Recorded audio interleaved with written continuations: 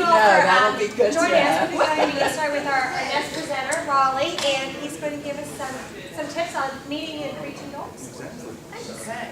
Well, I didn't slaughter a cow like Betsy, but I'll do my best to make this entertaining. So with anything, you have good achievements and you have bad achievements, right?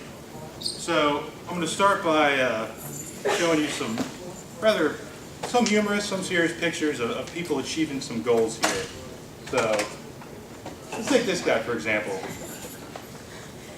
If his goal was to break through a brick wall today, well, guess what? He achieved it.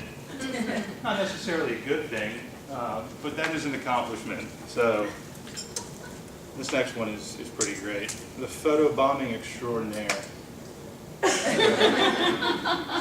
So I'm sure the folks in the background are not exactly pleased with this, however, but he executed that flawlessly. And the third one is, this is just a great pick.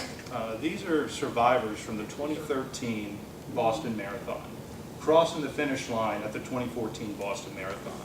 And just to see them have the ability to walk across that finish line after what they went through is, no one can look at that and not see that as a huge accomplishment and reaching a goal and not letting something terrible hold you down. So I'm kind of a quotes guy. I like reading quotes.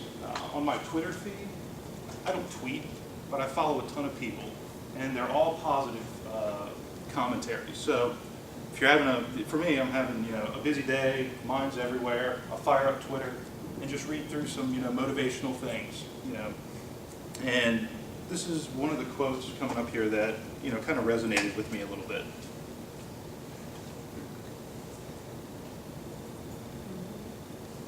So kind of regardless of what you have going on, especially when you're grinding, whether it's personal, whether you're at work, whatever it is, don't stop. Okay? You're gonna make it. You're gonna get there. Why not get rewarded? It's so easy to stop and quit and just throw your hands up and say, I'm done. I'm not doing it anymore. Which brings me to kind of the main point of what I want to convey to you all today. In March of 2013, I looked a little different, to say the least. And this is Mother's Day. It's my very sweet mom. Taking a nice picture with her before I took her out to dinner. And I look at this picture now, and it's just like, that's not good. And even today, people will say, well, how much did you weigh, Raleigh? I was a little over 300 pounds. But you carried it so well. I'll take the compliment. I mean, let's just call it, it is what it is. There's no carrying that well. I had a problem. And I almost felt hypocritical, to be honest with you. I'm out here, I'm talking to physicians, I'm talking to the community about a health system and being healthy and doing things correctly and why you should come to CJW. You need to lead a healthy lifestyle. And I wasn't doing that. So I knew I had something going on, but I'll get to it next week. I'll get to it in a month, You can almost say this body is sponsored by Chick-fil-A because I would just roll into Chick-fil-A and grab those little chicken minis on those buttered buns and just go to town on those things. And there you go.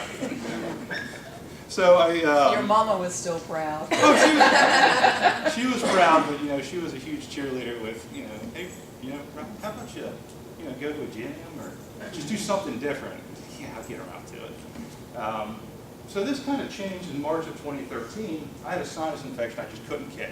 I was doing everything I could to avoid going to the doctor. In full disclosure, I hadn't been to a doctor in 5 years. Called on them all the time. I'm in their office all the time. Never went and saw one. Couldn't beat this thing, so I decided, all right, well, grab a Z-Pack. So I'll swing into one of the physicians that I call on a regular basis, grab a Z-Pack, in and out, life is good. Well, that visit went a little differently. So the nurse takes my medical history. I'm good, I have no issues whatsoever. Okay, we're going to take your blood pressure real quick. Hey, go for it. So she takes it, and eyes just get a little big. I'm just like, that's probably not normal. And then she takes it again and says, we're just going to switch arms real quick, you know. I was like, oh, I know where's it going. So we switch arms, and she just says, oh, the doctor will be with you in a moment. I was like, yeah, whatever. So in comes the doc. She says, so you have a sinus infection, right? What I got? Okay, the other issue we're going to talk to you today about, Raleigh, is your blood pressure. When they took it, it was 160 over 102. And I was 28 years old at the time. I have a family history that is not exactly, let's say, good. My family history with, you know, Linda's unit is like where my family goes, because for whatever reason, that's just what we've been blessed with. And people in my family, they don't have little heart attacks like, whew, that was a close one. No, that's usually what takes them out of this world. And knowing that kind of all meshed together. So she gives me a prescription for Benacor, which is hypertension medication, and says, you're going on that today. And if you don't make any changes, you're going to be on more. And then it can just trickle down, and we don't know what it's going to, you know, end up, but you have diabetes, you have all these other factors that can become a part of your life that you really don't want. So I leave there, I fill the prescription, which was $70.